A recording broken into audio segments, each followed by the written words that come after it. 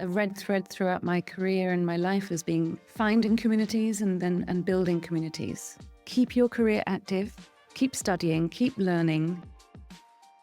Welcome aboard. This is How My Journey Started, a podcast series that showcases inspiring stories from our RMIT alumni as they navigate their career pathway and make an impact across the world.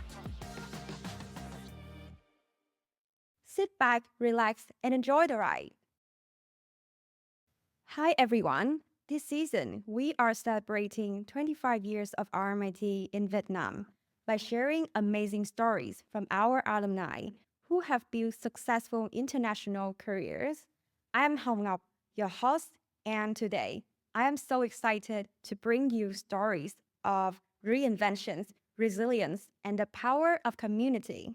Today, we are speaking with Lisa Rice, whose career has taken her across 3 continents and 5 countries, starting as a nurse in a refugee camp, leading healthcare initiatives in Vietnam, pivoting into the telemedicine, and now shaping the global public health policy. Lisa's journey is proof that every journey is not always linear, but with adaptabilities and the right network, you can thrive anywhere. Lisa is also in the second cohort of RMIT Vietnam's MBA program. I hope that these stories will inspire and empower you to take the bold steps in your own journey. Hi, Lisa. Welcome to the podcast. It's so great to have you here in Barcelona. Thank you so much, Nyok. And welcome to Barcelona. I hope you're loving it so far. I'm absolutely fall in love with Barcelona. I think that your career journey is truly inspiring. Can you go back to the beginning? How did you start and how it gets you to where you are? Yes, so it is quite an eclectic journey I've taken. I was lucky. I always knew what I wanted to do. Since the age of 10, I knew I wanted to be a nurse. I was in Vietnam at a moment of real development and, it was flourishing around me. I saw RMIT Vietnam being built in the marshes of South Saigon. And one day a flyer landed on my desk for an executive MBA. And as I knew that I had a gap in formal leadership experience, I was a nurse, and I was leading the inpatients and outpatients departments and a team of 60. And it seemed like a no-brainer to do the MBA. So I did it, and it was a really wonderful experience, of course. So I was working all across the country, in rural hospitals, little clinics, big pediatric hospitals in Hanoi and Da Nang and Ho Chi Minh City. So really just such an opportunity to know the Vietnamese healthcare system at a very different level to, a private hospital that I'd been working in for the first 4 years. So I feel incredibly lucky to have had that amazing experience. And, so many stories of understanding the culture of Vietnam. Being exposed in different environments and different changes. So I'm really curious, how did you navigate everything and adapt? Adaptability and cultural understanding are, probably my strongest characteristics, I think. Already working in the hospital, daily had to deal with, French surgeons, feisty French surgeons, Vietnamese nurses, and international patients. There were so many instances where, in that first 4 years of working in the hospital as a leader, that I had to really adapt on a daily basis and use empathy and listening, trying to understand what the people wanted. Then I spent the next 10 years working in really much more challenging environments, traveling 10 hours in a bus. And we worked with a lot of children with congenital heart disease who couldn't afford the operations. And then working with nurses and doctors in the public system who had a lot of, resource challenges and under-resourced hospitals and clinics. I feel like your career journey is truly amazing. I can see that you make a remarkable shift to the digital health. So can you share a little bit about that big transitions? We stayed 14 years in Vietnam in total, and eventually we took the decision to come back to Europe. And of course, that has a lot of career implications, when you're moving across the world with a family. And especially in healthcare, I think it's not just, moving to another country and getting a job. It's licensing. Your professional, transition is really challenging. So I actually could not transfer my license to Spain, which was a big identity, crisis for me. I couldn't work in hospitals. Also, when you work overseas, I think you have to take into account the framing of that in this new country. Do they understand the value of everything I did in Vietnam? And very often I think people don't. So you have to really, work on your LinkedIn profile to make it, the values of those and how you can bring that to your next career move in Barcelona. So I arrived in 2016 and something had happened while I'd been in Vietnam, and it was the digital shift. This was pre-COVID, but Barcelona had become quite a health tech, center of health innovation. And I saw that happening. Social media was incredibly important for me at that moment, trying to figure out, yes, my next career move. So I realized digital health was probably the way to go for me. I saw a lot of startups around, and I started researching on Twitter, and I eventually just messaged on Twitter one day someone who I could see was quite an influencer, Aline Noisette. She will recognize herself, and just messaged and said, hey, this is my background. I'm looking for my next position. And I think the next day someone called me and I got a job. So it was, really lucky coincidence, but it was also, my ability to see, to read the market. So I started working in telemedicine, in digital health. You've mentioned that MBA in Vietnam have given you an edge. Yes. When you moved to Barcelona.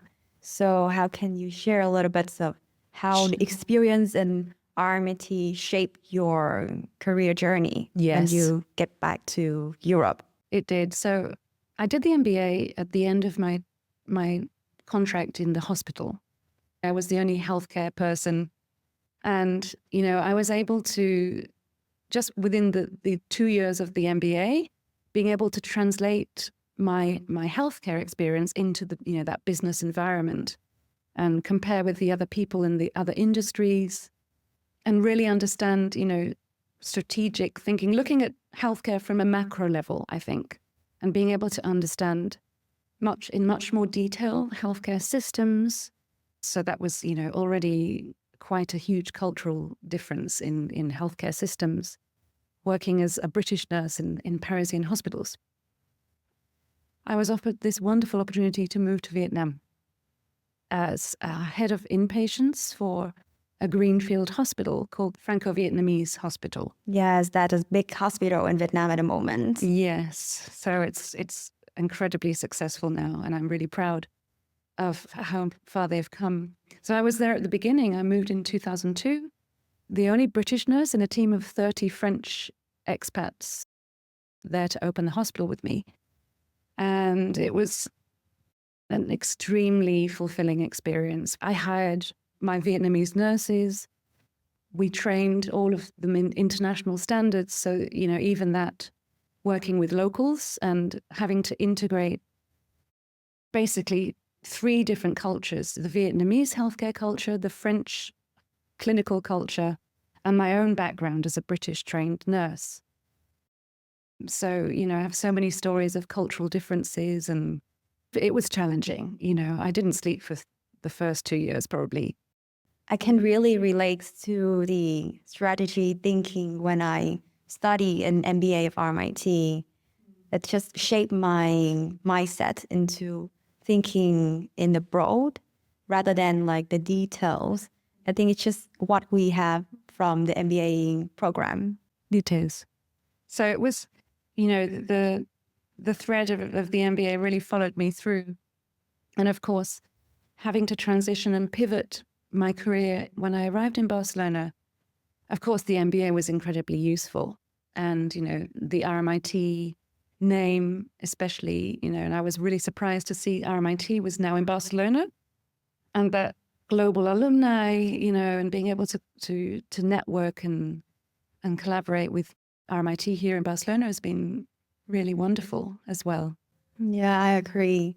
Yesterday, I just came to the office, RMIT Europe, and I can see how solid of the people here and the works they're doing in the Europe. And RMIT Europe is actually working in digital health. So Oh, really?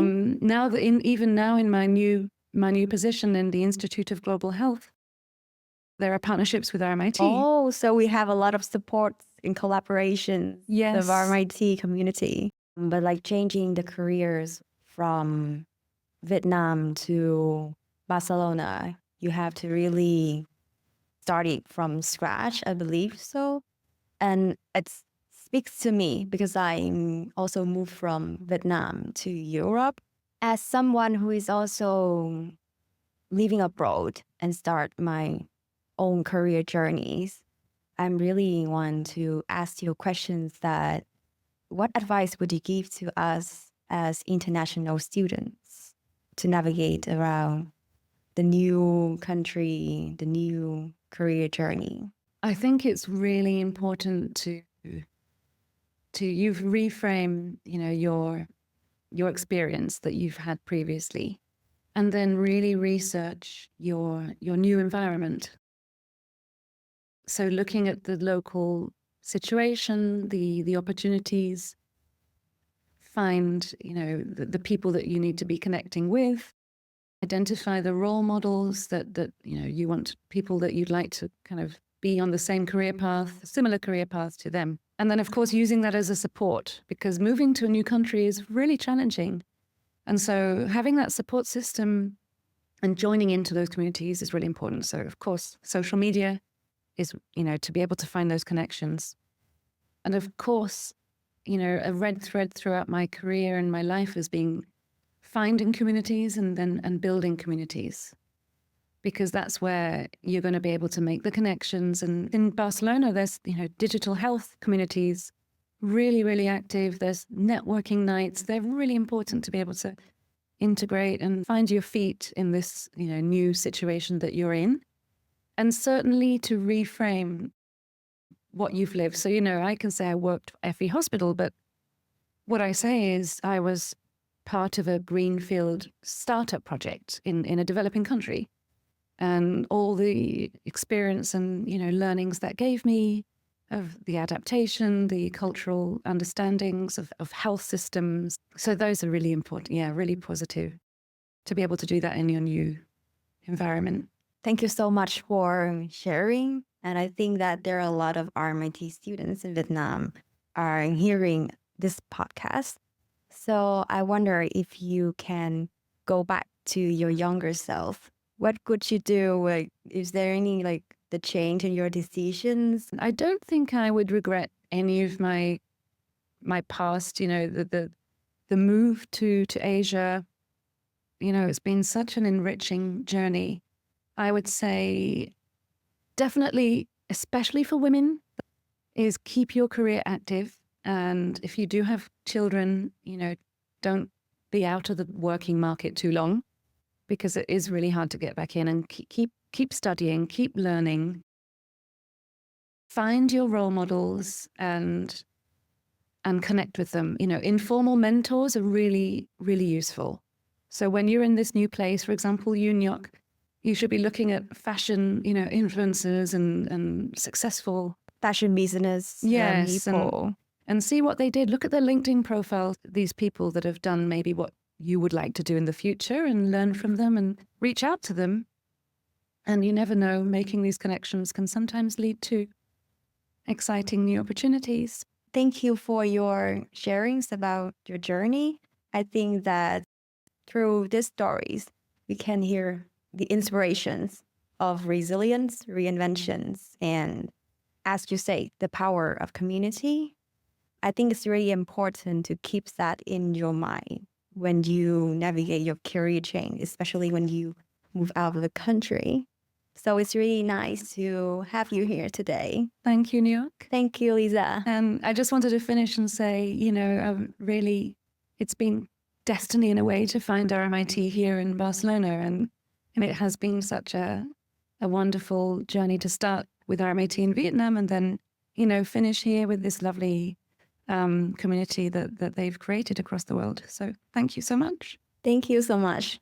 Thank you for joining us on this special season, How My Journey Started, celebrating 25 years of RMIT in Vietnam. I am Hồng Ngọc.